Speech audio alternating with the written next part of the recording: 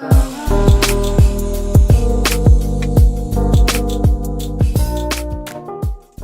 is up guys, my name is Mark and welcome to r/EntitledParents. These stories are super fresh and only been posted in the last couple of hours, so hopefully you haven't seen these ones before. If you're new to this channel, please consider hitting that like, that subscribe and maybe that notification bell. And with that being said, let's get straight into today's stories. Much love guys. Our first story is from Asking for My Brain. Menu changed? I won't be back. Before the pandemic, I worked in a dine-in movie theatre. Like, waiters come to your seat and take your order and bring you cocktails and food, menus and full meals sort of thing. We had a full bar out front in the lobby instead of a concession stand too. We still had popcorn and candy though. Mind you, while the food is decent, it's just standard chain fare and most of it comes frozen. I've done every job in the building except for cooking and managing. At the point in time of this story, I was a bartender. Our menu had mostly the same for the first 6 or so years of this particular chain being open. Typical menu, burgers and pizza and chicken tenders and salad sort of thing. Suddenly, corporate stupidly decided to completely change it. We had new desserts and completely tossed our old ones. New names for all our burgers, got rid of our homemade pizza dough and a lot of pizza favourites, etc. But the biggest change was that they eradicated the chicken tenders and the kids menu completely. Now, kids had to order adult size entrees, which we aren't exactly a kid friendly theatre anyway. Anyone under 18 has to be with a parent more or less, at all times, and babies under 3 are just flat out not allowed into the building because we are, legally speaking, a bar, and the tendies were replaced with boneless wing bites. You get 8 or 12 of these measly little balls of bread chicken that can be naked or tossed in sauce with fries or salad. Naturally some customers were frustrated, but hey, corporate decision, I can't change it. Anyway, as a bartender during the week, I was in charge of selling tickets and handing out menus. During the weekdays we rarely had a ticket seller on duty out front, so people are supposed to just walk in and purchase from me. A woman, who we will call Karen, K for short, and a 15 or so year old son, who we'll call Billy, or B for short, come in. I know I've seen them before, so they just purchased tickets and K asked for a food and cocktail menu. I assented and launched into a little spiel management told me to give out as I handed out the new menus. I said no problem, just let you know our menu has changed as a few days ago. There are some awesome new items, but unfortunately some of our old items have been replaced. Kay said, oh well that's okay, as long as I can still get the chicken tenders. My son and I love them, that's the only reason we come here instead of the theatre we actually live beside. She begins to flip through the menu. Me, cringing. The tenders are one of the items that have been replaced. We now have boneless wing bites, And she cuts me off. What do you mean? You can't take off the tenders. The son says, Mum, it's cool, we can just try the bites. Kay says, they better be as good as the tenders. She's grumbling as she stalks towards their assigned theatre, and her son gives me an apologetic glance as he follows her behind. They're the only people who end up in the theatre. Again, weekday, slow. So when the ticket comes through, 10 minutes into the movie, for a drink, in the one I know it's hers. To make it up to her that the tenders are gone, I make her drink look extra nice, garnished all pretty, and the colour. It was a blue raspberry spiked lemonade, it was fantastic. I tried super hard as a newbie bartender to make this thing epic. My manager took a photo of it when I was done. I was damn proud of that drink. I'm friends with her waiter too, so I tell the waiter to make sure her food comes out perfect. I just want to avoid complaint at this point and give a good experience since the only reason they came here was for the food. Specifically the tenders that they both love so much. About 20 minutes into the movie, 10 minutes after the drink, I see her food come past and go into the theatre. Not even after 5 minutes later, this woman comes out storming with a plate in one hand, drink in the other, and right up to where I'm making drinks at the bar. She's fuming, her son is on her tail and begging her to calm down. My little anxious heart jumps into my throat, then falls out of my butt. I hate angry customers. She speaks before I can even open my mouth. She says, manager, now. I say, yes ma'am. I walk around the bar and to the manager's office and knock on their door. As I'm waiting, I glance over my shoulder and see her overturn her plate onto my drink station. She had gotten the boneless bites tossed in sauce, so now the area and mats which I mix all cocktails on is covered, and I mean covered, in spicy barbecue sauce and wings and fries. She pours a perfect drink on top of it, right as the manager is coming out of the office. My manager is awesome. We'll call her Violet, V for short. She doesn't even look at me, just runs straight to the woman. I follow behind but keep a bit of a distance. The manager says, Mom, what seems to be the problem here? The son says, nothing. Mum and I are just leaving, everything's okay. Karen says, shut up, the stupid bartender told me that the tenders are gone and I had to order the fucking boneless wings instead. I ordered them and they're gross, and she's so incompetent that she can't even make a damn mixed drink right. This drink is gross and your standards for good fucking food have dropped. I want to speak to corporate. Manager says, well, here's the hotline number for corporate, but my bartender did make the drink correctly. I'm sorry it wasn't up to your standards, clearly, as you smushed all of it into my bar. Karen says, I just figured since it's her, points at me, fucking fault, she can clean it up. Because I'm somehow at fault for the entire menu change countrywide. Sorry I get paid $8 an hour.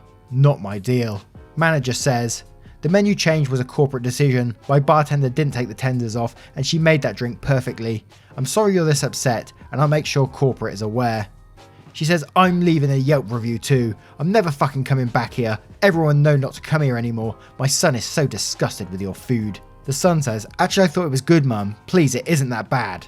She turns around and says, shut up, it's not good. You should be shut down. You don't care about your customers. I will never ever come back here. Fuck you! She's shrieking at this point. She reaches into her mess and picks up one of the bar mats she smeared food and liquor into and chucks it at me before running out of the store. Luckily I dodged the mat, but food and drink dropped onto me, and the floor too now. Her son, bless this poor kid, grabs a roll of napkins off the nearest rack. We have napkins and condiments in racks on the bar, and starts trying to clean it up.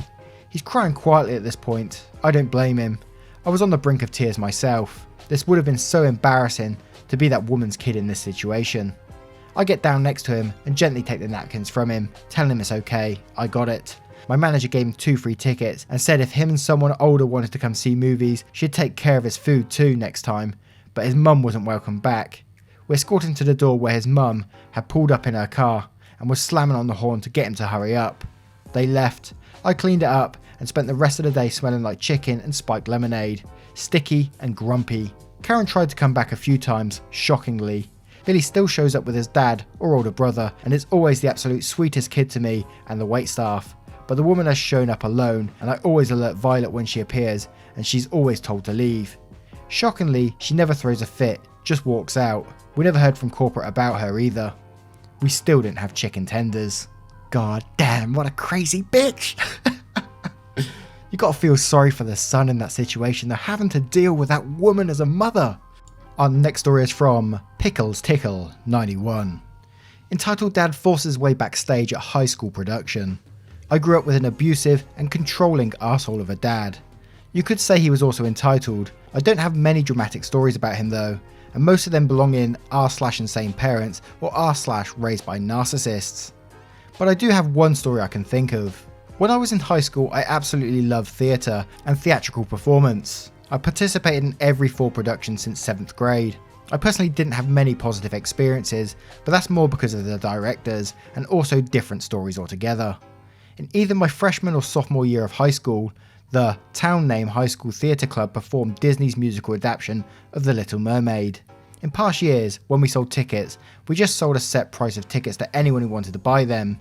This year, however, we started selling VIP tickets with a VIP experience. You had reserved seats in the front middle section of the auditorium, as well as snacks and a meet and greet with the main cast, Ariel, Sebastian, Triton, Eric, etc., and Backstage tour.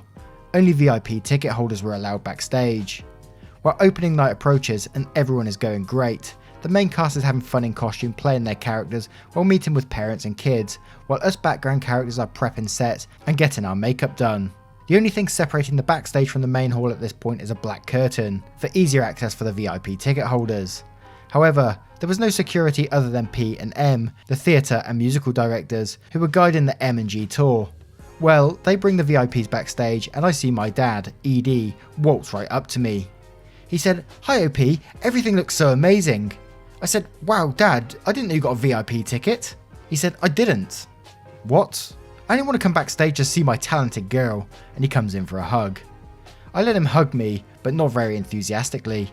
"If you're not VIP, you can't be back here, you didn't pay for it." Edie is hurt. "But I only wanted to see you, is that so wrong?" At this point, the VIP tour was leaving. It literally wasn't much, just a walk to the back, look at our prep and props, moving on. I said, "Dad, you need to leave. It's not fair for anyone else who paid to be back here." He huffs and puffs and starts to leave. Fine, but I bet if I was your mum you wouldn't have yelled at me. Number 1, my parents were in the middle of a divorce at this time. 2, mum would have done this in the first place because she may be just as controlling, but she's not as entitled. And the cherry on top, 3, after the tour, right before we kicked off the musical, P approached me and I got in trouble because my dad just had to break the rules and come to the back. I was blamed for not making my dad aware of the rules and not discouraging him. It's kind of bad that like the teacher or whoever was in charge expected you to deal with an adult. They expected you to parent an adult. That's what I kind of don't get with that story. But yeah, your dad should have stayed back and respected that rather than just embarrassed you, of course. Our next story is from Sub2 Deadmeat. Insane religious aunt berates my cousin over her boyfriend and soon-to-be husband and is shocked when her son sided with her. Hey guys, since my last post had so much support, I decided to post more stories about my insane aunt. My aunt is an ultra-religious Muslim, and she has injured me in the past. P.S. Sorry if some sentences don't make sense. I had to do a rough translation from Levantine Arabic to English. I'm not sure if I got that right. Cast, IC innocent cousin, OP yours truly, CC cool cousin, PBF poor boyfriend, EA entitled aunt.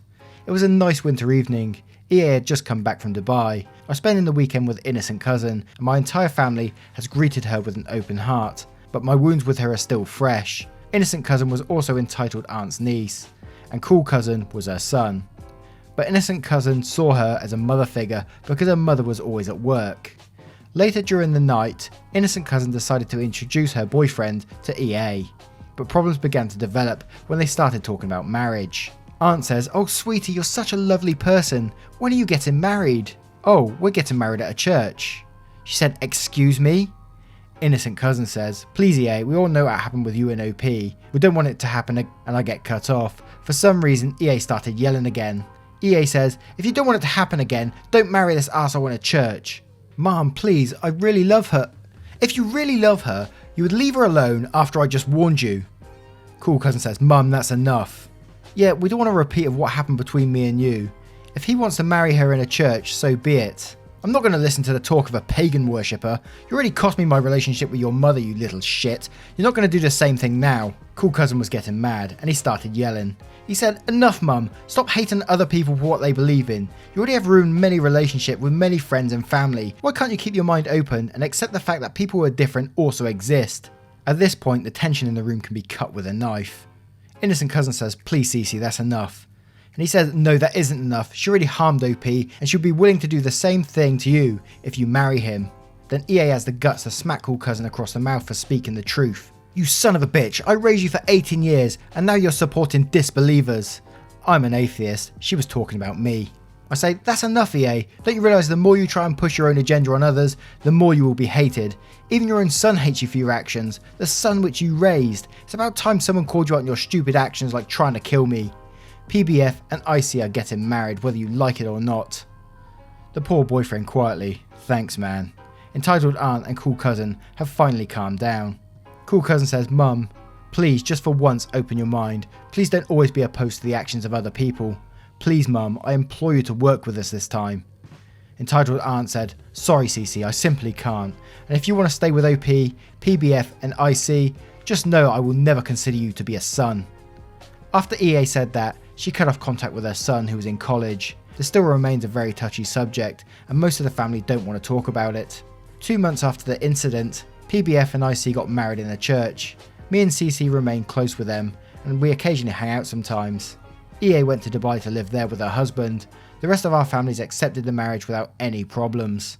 There was one word in there which you probably noticed I didn't say out loud because I'm not sure if it's spelt the same way but can come across as a racist way if I say it, so I was just being a bit touchy with that. I was just being a bit wary of that word, so I hope you understand. Our next story is from Sevosaurus Rex. Ian believes she is the queen of all she surveys. Obligatory English is my first language, on my mobile, I never thought I'd have to post anything here. You know the drill, EM delusional idiot, CG cool guy with a motorbike, me the man in the mirror. I live in a row of terraced housing where the back gardens from mine and the road behind face each other, and between them lies an alleyway to allow people access to the back of their property with a metal gate at either end. 2 doors down from me is a cool guy who rides his motorbike to and from work and uses the alleyway in order to park his bike in his garden. About 15 houses down the opposite way, on the other side of the alley, lives EM and a gaggle of miscreants, who by rights I should only just be able to hear, but they seem to have been enrolled in some sort of scientific study to find the loudest shriek known to man, governed by the kind of mother that prefers to shout obscenities instead of actually parenting. At no point would CG ever have to cross behind EM's house. And then there's me, trying to enjoy the unseasonably warm weather as best as I can, whilst being distracted enough by the constant metronome of rustling trampoline springs that I've managed to read the same paragraph 3 times over. Enter cool guy, slowly manoeuvring his bike over the gravel and broken glass and roll into his garden, shutting off the engine. 30 seconds later brings the crunch, crunch, crunch of someone hot stepping their way up the alley. EM says, "Excuse me." Brief pause while CG sticks his head out of his back garden. EM says, "Yeah, sorry, but can you not ride your bike down here? There's children playing." CG says, "I'm just parking it up." "Right, but can you not? It's not safe, there's kids around." There's a moment of silence where I can damn near read his thoughts over the space of 2 gardens. His thoughts feel a lot like, "The fuck?"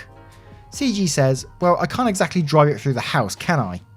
She said, "So park it around the front." He says, "No thanks, it's in my garden so it doesn't get nicked." EM says, "That's not my problem. The problem is you're not allowed to be driving that thing up and down the alley. It's dangerous and there's kids playing that you could hurt." CG said, "And that's not my problem. It's an alley, not a playground. We all have access to it." EM said, "Not to ride motorbikes up and down it. Do it again and I'll be calling the police." CG said, "For what? Using my own back gate?" "Dangerous driving, putting kids at risk. That's why there is a padlock on the gate." "You put a padlock on the gate?" "Fucking right I did, to stop idiots like you fucking around. So I'm telling you, if you do it again, I'm calling the police and letting them know you broke in." CG said, "Hang on, you put a padlock on the gates and cut off anyone being able to get in to get to their gardens. I'm sure the council will love you for that."